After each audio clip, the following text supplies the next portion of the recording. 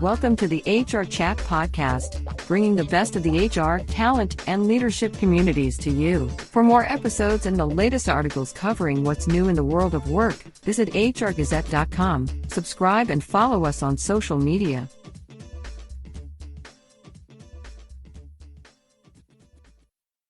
Welcome to another episode of the HR Chat Show. In this episode, we consider how organizations measure diversity and how that can impact the employer brand. My guest today is Janet M. Stovall, Global Head of DEI at the NeuroLeadership Institute, a global neuroscience-backed consultancy advising companies including Boeing, Microsoft, Netflix, and Zoom on DEI and workplace culture. Janet, welcome to the show. Bill, it is great to be here. I am looking forward to this conversation with you. So beyond my introduction there, Janet, why don't you start by introducing yourself, telling us a little bit about your career background and your new role at the NeuroLeadership Institute? Well, it is a new role, and it was created because of the fact that we recognize that diversity, equity, and inclusion are foundational to just about every organization that's out there. But it's also changing a lot. I mean, it's one of those things. I had somebody say to me the other day, this is the first time I've had a job where the headlines can determine what kind of day I'm going to have. And that's the truth. And so what we did at NLI was, we are very focused on brain-based organizational change. But and the benefit of that in DEI is that DEI is so subjective.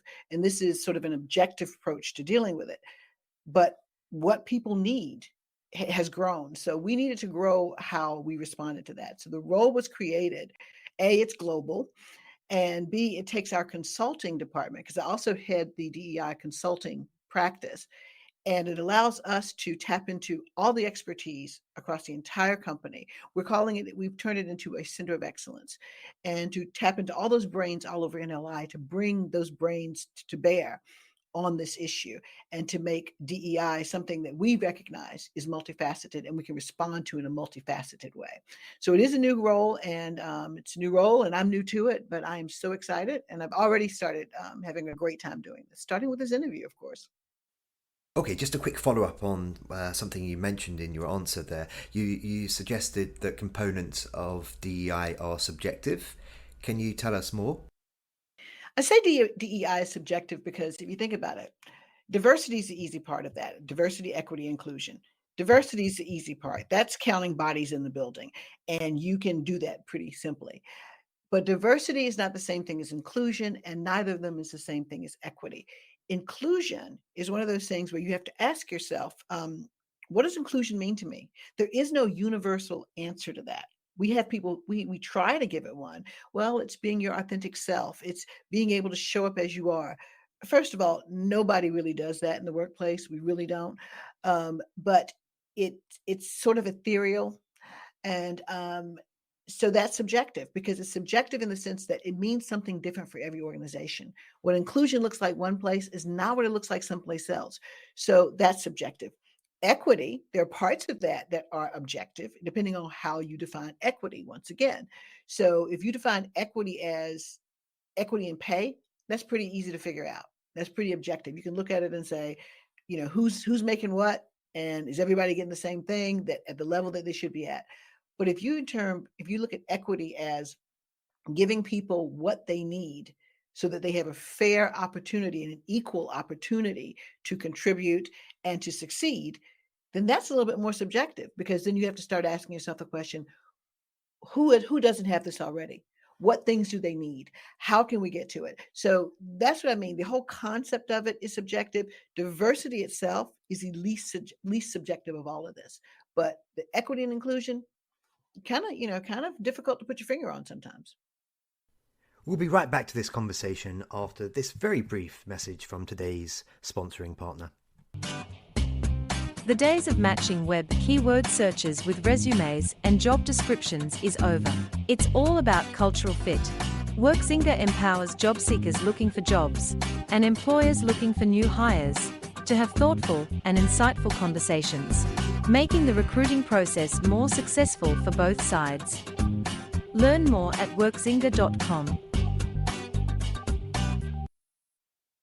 Now you can perhaps tell me about the NeuroLeadership Institute, the mission, and how it helps HR pros, leaders, and employees.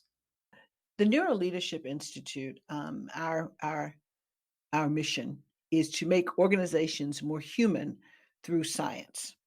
And when we talk about, for example, the solutions that we use that are in the DEI realm, one of our most the one that's sold most in the DEI space is a solution called Decide, and it's based on a model called Seeds. We have another one about inclusion that's based on a model called SCARF. How it helps any organization, and especially HR professionals, is that it gives you a common language. If people start talking about things in the same way, then you make a big leap to being able to solve for it. So, for example, if the SEEDS model, which is all about unconscious bias and how the brain operates with the bias that you're born with, that we've evolved with, if you can point to somebody's bias in a situation, in a system, in any of those things, and you're not pointing to it and saying you're biased or this is biased, but what types of conscious bias, for example, could be at play here, and everybody's using that same language, it helps you advance what it is you're trying to do. The fact that it's based on science is helpful because everybody's got a brain.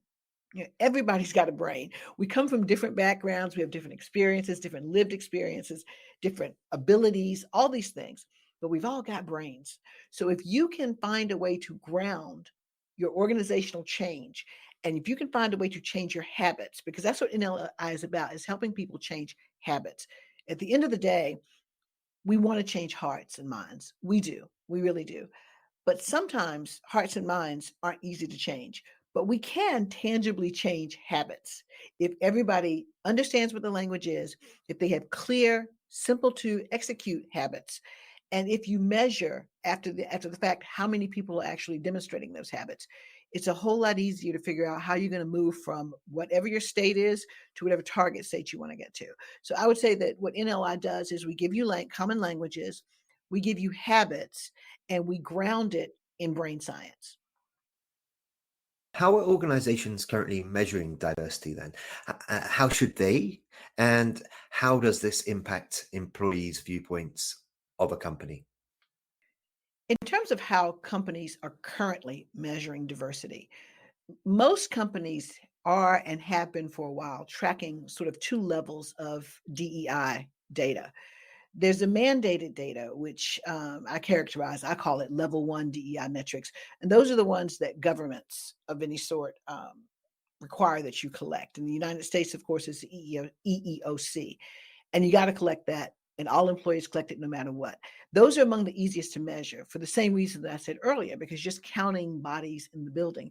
And you can count things like race, ethnicity, gender, job categories, those kind of things. You can count that depending on what your government and your country allows you to collect. But most companies have to collect this. It's standardized. It's retroactively trackable. You can go back and say where you were so you can see whether or not you advance, and you can do trending and benchmark on it. That's level one. Level two DEI metrics are the more voluntary ones. Those are the ones where you have to ask somebody, it's not visible, and they have to tell you. Organizations that are trying to be more inclusive will try to ask those. It's a little difficult because if you're going to ask somebody to tell you what their gender identity is, their sexual orientation, even their age, and perhaps some ability issues that aren't visible, they have to trust what you're going to do with that data. So those are a little bit more difficult to collect. But if you want to be inclusive, you try that. And some organizations also track retention, so they can monitor attrition, and that can be an indicator of inclusion or lack of it. But really, most organizations measure diversity only. And while that's important, because you do want to know what the representation is in your organization and in the workforce, at what level, because that's key to understanding where you're doing well, where you're not doing so well, where you need to improve. It's important, for example, to know whether the right people, or the people that you want to be the right people, are moving into leadership. In addition to that, those kind of people metrics, some organizations are taking it a little bit further and they're looking at factors related to the DEI programs they put in place. How much is budgeted, what kind of training and programming you're doing, and the participation and the impact of your DEI training. Now, in terms of what they should be tracking, how should they do it? I would say that for organizations that are truly committed to DEI, you have to measure inclusion and equity. That's equally important. And as I said earlier, that's where it gets a little fuzzy. There are some inclusion metrics that some organizations are using, pay equity, whether or not you have ERGs or BRGs and how involved people are, employee engagement and experience, which you can do with surveys, whether they're mentorship programs and who's getting in them and how available they are to everybody. That's a little bit more subjective, but you can sort of hang some numbers on that. But it calls for asking and answering a couple of questions. What would include an inclusive environment at this company look like? What does inclusion look like here? What gets in the way of that? Because once you know what you're solving for, then you can always reverse engineer the metrics to measure it. And finally, how does it impact employees' viewpoint? Well, transparency is key. The questions that your employees are going to ask you are, is the needle moving? Are you delivering on your DEI promises? And are you serious about this? And usually, are you serious about this for whatever group I consider myself a part of? If you can answer those questions, then they'll feel better about what you're doing. If you have DEI goals and you can't answer those questions or you can't show that data, it can certainly impact whether or not they feel that the company is honest and committed to diversity, equity, and inclusion. How are companies measuring diversity incorrectly, and what tools of measurement for DEI aren't working at the moment? Well, as I said earlier, body counting, representation, that's not a great one. I mean, it's important to understand some things, but head count can only tell you so much. Just because you know that you have the representation there, the so what is there? What are you going to do with it? Because you will find often that when people do counts of diversity and representation, one of the trends you often see is that the representation is pretty good at the bottom, but it gets a lot more, a lot less as you move to the top. So just knowing that you have 50% women, you got to ask the question, where are those people? So that's why I say representation is one that they're using, and it's not a bad one, but it's not sufficient. So that's not the greatest one to use all the time. Another one that I see people using a lot is if they have training and leadership development programs in place. Completion rates. Are people doing the training? Are people entering the programs? Once again, you can count that, and that is a measure that tells you something, but that doesn't tell you what you really need to know. Is the training sticking? Are people getting into development programs and coming out on the other end and getting promoted? So that's not the greatest one. And then there are the pulse studies, and those are good because they measure sort of how people feel, and that's probably better than a lot of the other ones. But sometimes they're not targeted enough. Sometimes they beg the questions that you want to get the right answers to, because it's not easy to say, tell us where we're really screwing up. We don't want to do that. So sometimes those can be weighted the wrong way. But those are the ones that the people are using to a great extent for the same reasons I said earlier, because it's sort of hard. I won't say it's hard. I will say it is daunting when you look at it in the beginning to think, how do you measure whether or not we are creating an inclusive environment, whether or not we are leveraging the diversity that we have? I would argue that you have to develop tools that are unique for your organization, because you have to start off with asking yourself, what are we solving for? And that's going to be different at every organization. What would good look like? That's going to be different at every organization. And how do we know how do we really know if we are achieving what we want? If you start there, you can reverse engineer, you can back into the right tools. I'll give you an example. When a lot of people talk about innovation, when you ask most companies, why do you care about diversity? What are you solving for with diversity? They'll say, well, innovation. And my response is, okay, so how are you measuring that?